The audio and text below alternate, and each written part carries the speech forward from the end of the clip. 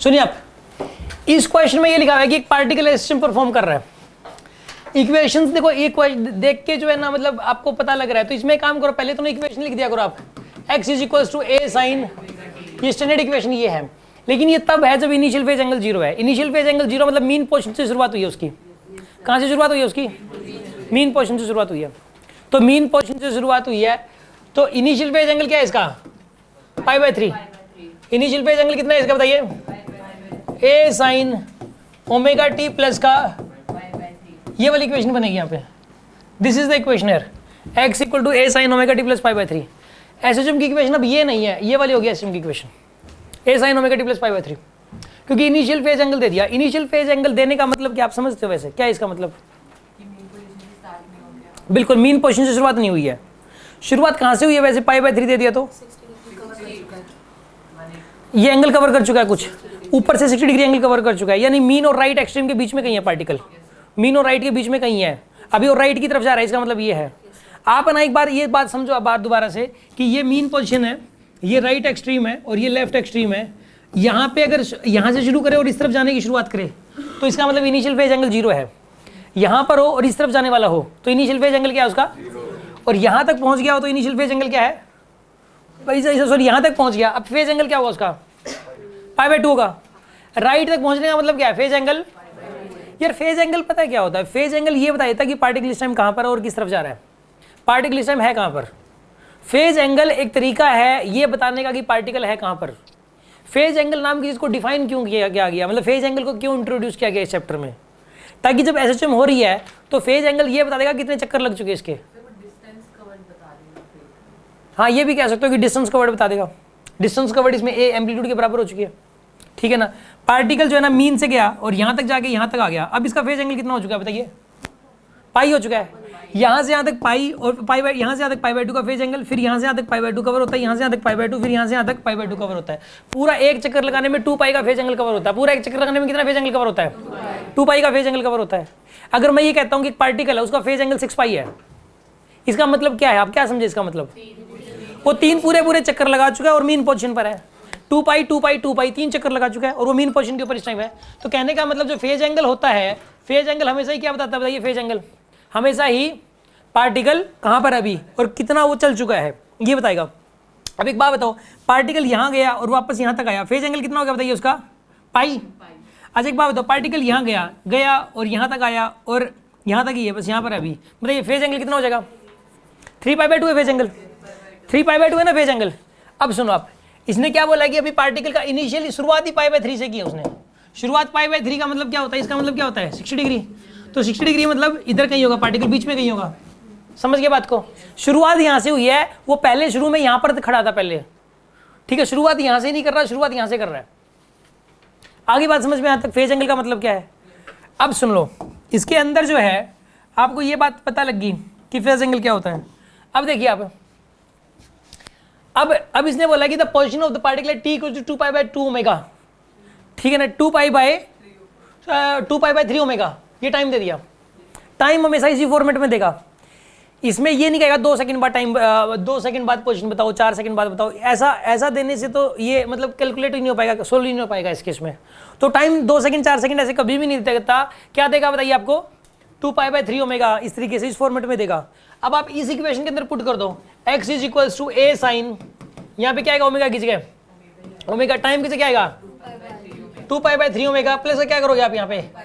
π/3 omega से omega cancel, तो यहाँ पे क्या आएगा बताइए? यहाँ पे a sine of 2π plus 2π/3 plus π/3, तो कितना बनेगा इस केस के अंदर बताइए?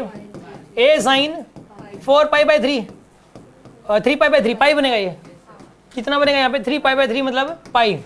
तो a साइन पाई। अब साइन पाई, साइन 180 डिग्री की वैल्यू पता होनी चाहिए आपको। साइन 180 0 होता है। साइन 180 क्या होता है बताइए? ग्राफ ऐसा होता है, देखो इसका साइन 0 0, साइन 180 0 और साइन 360 भी 0 होता है। ये साइन 90 होता है, साइन 90 होता है 1 और ये होता है 270, साइन 270 होता है -1। साइन 0 0 होता है, साइन 90 क्या होता है? +1। साइन 180 क्या होता है? 0। साइन 180 0 होता है, ये बात याद कर लो, फिजिक्स में इसमें एसएचएम में जरूरत पड़ेगी बार बार। तो साइन 180 0, तो यहाँ पे 0 आंसर आएगा। तो यानी कि पार्टिकल इतने टाइम बाद ये 0 पे होगा, पोजीशन 0 होगी। पोजीशन 0 का मतलब ये है कि वो मीन पोजीशन पर होगा, ठीक है ना। Velocity of the particle at T equal to pi by 2 omega. अब सुन लो, अब जो वेलोसिटी की इक्वेशन बनेगी ना, पहले वेलोसिटी की इक्वेशन आपने क्या याद कर रखी है वैसे, ये बताओ आप मुझे। ये इक्वेशंस जो है ना, एक मतलब अच्छे बच्चों को 10 की 10 इक्वेशन तो टिप्स पे रहती हैं।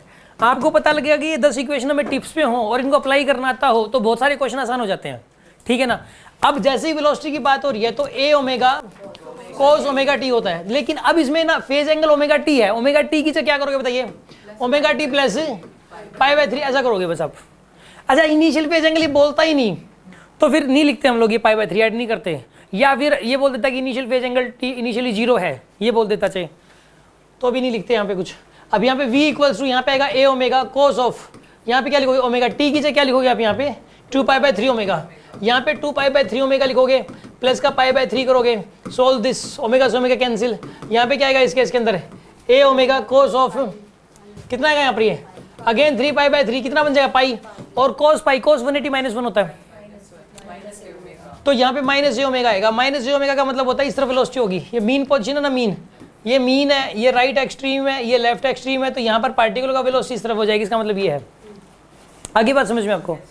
सर हमें ये ना पता हो तो कोस 180 की वैल्यू -1 होती है। एक इसमें मैंने क्लास करवाई थी ट्रिग्नोमेट्री की, उसमें ये वैल्यूज निकालना ही सिखाई है आपको, जल्दी कैसे निकालने। फिजिक्स में ये एक ऐसा टॉपिक है एसएचएम एंड वेव्स का जिसके अंदर ये वाली वैल्यूज यूज होती हैं, सीधी सी बात यही है, इसमें ही ज़्यादा यूज होंगी, इसी के लिए करवाया था मेन। तो आप वो वाली क्लास एक बार कर लेना अटेंड, आपको ये वाली वैल्यूज टिप्स पे निकलना शुरू हो जाएंगी, इसके बिना काम नहीं चलेगा। समझ आ रही है बात आपको। अब सुन लो, cos 180 ये पता लग गया आपको, आंसर क्या आएगा इसका माइनस ए ओमेगा, ये आंसर है। यस, ये कितनों को समझ में आएगा ये वाला, ठीक है गुड। अब सुन लो, what is the acceleration of the particle at T equal to pi by 2 omega. आपको मैं एक बात बताऊं, 2 पाई बाय 2 ओमेगा टाइम पे, पहले तो टाइम दे दिया इसने, एक्सेलरेशन पूछ लिया, टाइम देके क्या पूछ रहा है ये, इसमें आपको एक बिल्कुल श्योर तरीका पता है क्या इसको करने का। वैसे तो एक तरीका तो ये कि इक्वेशन लगा दो, minus A omega square sine omega T plus pi by 3, pi by 2 plus pi by 3 करोगे ना इसमें टी की वैल्यू क्या पुट कर दोगे 2 पाई बाय 3 ओमेगा, वहां से आंसर आएगा। एक तो एक तरीका और भी है, एक्सेलरेशन क्या होता है यहाँ माइनस ओमेगा स्क्वायर एक्स, इस टाइम पे एक्स हमें पता है, इस टाइम पे एक्स आप निकाल चुके हो पहले 0 एक्स, तो एक्सेलरेशन यहाँ पे इस टाइम पे एक्स 0 है तो एक्सेलरेशन भी क्या आ जाएगा 0, एक्स की वैल्यू 0 पुट करोगे तो एक्सेलरेशन भी 0। चाहे इससे सोल्व कर लो आप, चाहे इस वाली इक्वेशन से सोल्व कर लो। क्या कह रहे हो, ये वाला दोबारा बताऊं मैं। अब मुझे एक बात बताओ, एसएचएम के अंदर ए एक्सेलरेशन पता होता है आपको, क्या होता है A equal to minus omega square X, चौथी इक्वेशन आपने याद की थी। अब इसने ये पूछा कि इस टाइम पे एक्सेलरेशन बताओ, इस टाइम पे 2 पाई बाय 3 ओमेगा, इस टाइम पे एक्सेलरेशन बताओ। तो इस टाइम पे x क्या है वो निकाल लो आप पहले, और वो x यहां पुट कर दो आप। तो इस टाइम पे x क्या है वो बाय द वे निकला हुआ है, क्योंकि ये पहले ऊपर पूछ चुका, अलग से तो नहीं निकालते हम, पहले वो निकाल लो फिर एक्सेल, ये नहीं, फिर तो पंगा नहीं लेते मोल, फिर तो ये वाली इक्वेशन लगा देते आप सीधा ही, टाइम की वैल्यू ये पुट कर देते, आंसर आ जाता। लेकिन हमारे पास x निकला हुआ है, इसने इसी टाइम, और टाइम देखो ये वाला टाइम अलग दे रखा होता तो भी पंगा नहीं लेते हम लोग। ये टाइम यहाँ पे भी 2 पाई बाय 3 ओमेगा दे दिया, यहाँ पर भी टाइम 2 पाई बाय 3 ओमेगा दे दिया। इस टाइम पे x हम निकाल चुके हैं, अब x की वैल्यू 0 आई है, वो x की वैल्यू मैंने यहाँ 0 पुट कर दी, और तो यहाँ से एक्सेलरेशन 0 आ गया। अब समझ आ गया, ये किसी के मन में कोई डाउट, ये कितनों को समझ में आ गई बात, गुड।